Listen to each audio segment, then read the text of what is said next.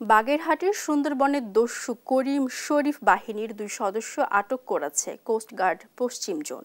Coast guard জানায়, শনিবার রাত 11টায় কোস্ট পুলিশের সমন্বয়ে যৌথ অভিযান চালিয়ে সুন্দরবন সংলগ্ন কামারখোলা এলাকা থেকে তাদের আটক করা হয়। এ সময় একটি 1 নলা বন্দুক, 2 রাউন্ড তাজা কার্তুজ এবং 1 রাউন্ড ফাঁকা কার্তুজ উদ্ধার করা হয়। অপরদিকে সুন্দরবনের বাসী নদী সংলগ্ন এলাকা হতে এই বাহিনীর হাতে জিম্মি 2 জেলেকে উদ্ধার করে কোস্টগার্ড।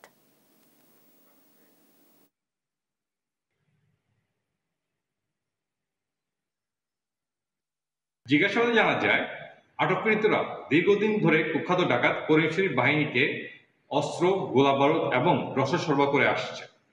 অপরদিকে কোস্টগার্ডের সাহসী অভিযানে ভোর 5টায় সুন্দরবনের আড়িশিখা নদী সংলগ্ন এলাকা হতে সুন্দরবনের কুখ্যাত ডাকাত করিম শরীফ বাহিনীর নিকট জিম্মি থাকা 2 জন জেলেকে উদ্ধার করা হয়।